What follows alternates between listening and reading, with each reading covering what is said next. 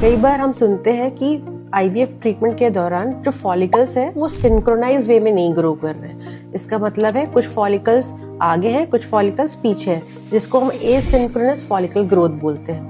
तो IVF treatment के दौरान हमारा एम रहता है कि मल्टीपल फॉलिकल्स बने, सबका एक साइज हो, और ताकि जब पिकअप हो मल्टीपल एग्स मिले और सबकी क्वालिटी अच्छी हो। पर जब एसिंक्रोनस फॉलिकल ग्रोथ होती है तो कुछ फॉलिकल्स आगे रहते हैं, कुछ फॉलिकल्स पीछे, जिसके कारण पिकअप के समय जो फॉलिकल्स का रिक्रूटमेंट रहता है वो कम रहता है, एग यील्ड कम रहता है और समटाइम्स क्वालिटी भी कॉम्प्रोमाइज हो सकती है। तो ऐसे कौन से केसेस हैं जिसमें हम एसिंक्रोनस फॉलिकल ग्रोथ पा सकते हैं? जैसे अगर महिला का रिजर्वायर कम है, या उसकी उम्र ज्यादा है, या प्रीवियस मल्टीपल साइकिल्स हुए हैं, या कई बार उसकी पेल्विक कोई सर्जरी हुई है, और कई बार कोई स्टिमुलेशन प्रोटोकॉल उस महिला के लिए उचित नहीं रहता, तो भी ऐसा रेस्पॉन्स हो सकता है।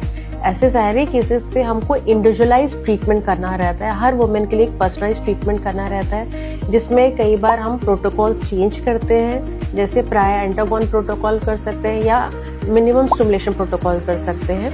हमें ये भी चेक करना रहता है कि हम कौन सा ट्रिगर इस महिला को दें ताकि यील्ड अच्छी मिल सके, और कई बार हमको प्री ट्रीटमेंट भी देना पड़ता है। तो हर महिला के लिए अलग पर्सनलाइज अप्रोच करते हैं, जब हमको पहले से हिस्ट्री में रहता है कि एसिंक्रोनस फॉलिकल ग्रोथ की उनमें हिस्ट्री रही है।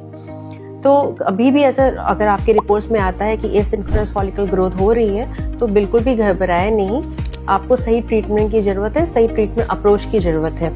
तो कभी भी आपको ऐसा लगता है कि आप ऐसे आपके सिम्टम्स हैं या ऐसे कभी हिस्ट्री रही है तो माखीजा आईवीएफ में आप आकर एक बार कंसल्ट कर सकते हैं। धन्यवाद।